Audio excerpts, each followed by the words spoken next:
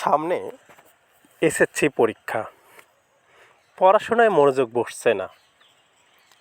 কিভাবে পড়াশোনা করলে ভালো রেজাল্ট করতে পারবো সেটা নিয়ে খুব দুশ্চিন্তায় আছি।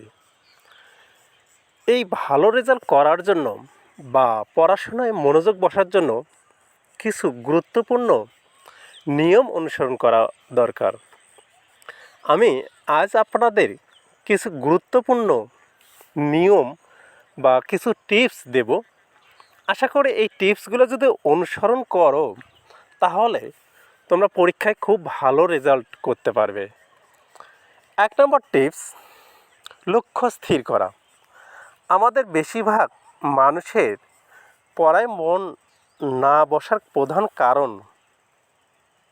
কেন পড়ছি এই বিষয়টা তাদের কাছে পরিষ্কার না। ধরুন আপনি বাসা থেকে হাঁটতে বের হলেন, কিন্তু আপনি কেন হাঁটবেন বা হাঁটলে কী হতে পারে, হাঁটলে কী উপকার পাবো সেটা যদি আমরা না জানি, বড়জোর খুব 2 থেকে 3 দিন হাঁটার পর আপনি আর হাঁটবেন না। কারণ আপনি জানেন না আপনি কেন হাঁটছেন। ঠিক পড়াশোনাও তদ্রূপ। আপনি কেন পড়ছেন, কেন পড়াশোনা করছেন, পড়াশোনা করলে কি হবে, এইসব কিছু আপনি জানেন না। তাহলে লক্ষ্য আগে ঠিক করুন। উদ্দেশ্যহীনভাবে যদি আপনি বল ছোড়েন, সেই বল যেমন গোল পোস্টে ঢুকবে না, ঠিক উদ্দেশ্যহীনভাবে পড়ালেখা করলে পড়াশোনায় মনোযোগ বসবে না। তাই উদ্দেশ্য বা লক্ষ্য আগে স্থির করুন, তারপরে পড়াশোনায় মনোযোগ বসবে। 2 নম্বর, টেবিলে বসার অভ্যাস করুন। নোবেল বিজয়ী এক লেখক যখন তার লেখার জীবন শুরু করে তখন তিনি টেবিলে 6-7 ঘন্টা বসে থেকে কোনো লেখা লিখতে পারতেন না, কিন্তু তিনি টেবিলে বসা বাদ দেননি। তাই তিনি একসময় ঠিকই লিখতে পেরেছিলেন। আপনারাও টেবিলে বসার অভ্যাস করুন। পড়ায় মন না বসুক, তারপরেও বসে থাকুন।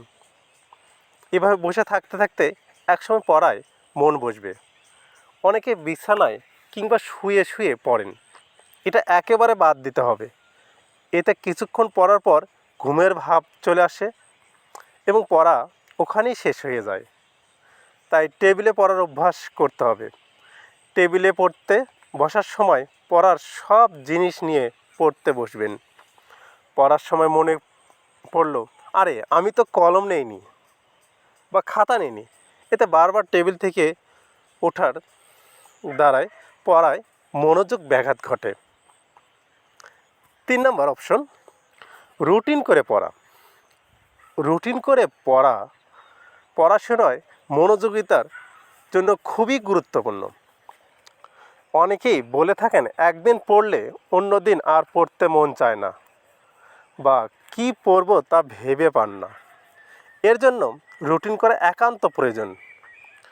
গবেষণায় দেখা গেছে রুটিনবিহীন মানুষ সফলতার দিকে থেকে অনেক পিছিয়ে। রুটিন ছাড়া পৃথিবীর কোনো কিছুই হয় না। যেমন রুটিন মাফিক সূর্য প্রতিদিন পূর্ব দিক থেকে ওঠে, পশ্চিমে অস্ত যায়, প্রতিদিন হয়। দিন শেষে রাত নেমে আসে। সব যেখানে রুটিন মাফিক হচ্ছে, আপনাকেও পড়াশোনা রুটিন করে করতে হবে। এখন অনেকে জানতে চান রুটিন কিভাবে করব। তাদেরকে বলবো, আপনার যেভাবে সুবিধা হয় আপনি আপনার মন মতো আপনার রুটিনকে সাজান। অবশ্যই পড়ার মাঝে অল্প সময় বিরতি দিবেন, কারণ মানুষের ব্রেন খুব বেশি সময় মনোযোগ রাখতে পারে না। তাই বিরতি দিয়ে পড়লে পড়াটা খুব ভালো হয়। 4 নম্বর, টার্গেট বা মিশন নিয়ে পড়া। টার্গেট বা মিশন বিষয়টা কি? আমরা সবাই গেমস খেলছি, তো দেখা গিয়েছে যে গেমসগুলোতে লেভেল বা মিশন থাকে ওই গেমসগুলো খেলতে খুব মজা লাগে।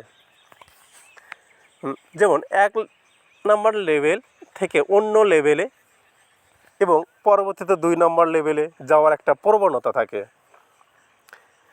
এভাবে ঘন্টার পর ঘন্টা পার হয়ে যায়, কোনো বিরক্তিও আসে না। ঠিক পড়াশোনাকেও যদি আপনি গেমসের মতো লেভেলের মতন করে পড়তে পারেন, লেভেল বানায় পড়েন, তাহলে অবশ্যই আপনি পড়াশোনার মনোযোগী হতে পারবেন। 5 নম্বর, যখন মনোযোগ বসে তখন পড়া। পৃথিবীর প্রত্যেকটি মানুষের আচরণ, মন এক এক রকম। তাই যে সময় আপনার বেশি মনোযোগ থাকে আপনি সেই সময় পড়েন, এতে কোনো সমস্যা নেই। এখন যদি বলেন আমার কোনো সময়ই পড়ায় মন বসে না, তাহলে বলবো আপনি পড়ার জন্য গভীর রাত কিংবা সকালকে বেছে নিতে পারেন। গবেষণায় দেখা গেছে নীরব নিস্তব্ধ অবস্থায় পড়ায় অধিক মনোযোগ থাকে। 6 নম্বর, ব্যায়াম বা খেলাধুলা করা। ব্যায়াম বা খেলাধুলা পড়াশোনায় মনোযোগ বাড়াতে খুব কার্যকর। সারাদিনে একটা সময় অন্তত 1 ঘন্টা ব্যায়াম অথবা খেলাধুলা করা, এতে মাইন্ড ফ্রেশ থাকে এবং পড়াশোনায় অধিক মনোযোগী হওয়া যায়। আর খেলাধুলা অথবা ব্যায়ামের জন্য আপনি বিকেলকে নির্ধারণ করতে পারেন, কারণ বিকেলবেলা পড়াশোনায় খুব একটা মনোযোগ বসে না, বা বিকেলবেলায় পড়াশুনো না করাই উত্তম।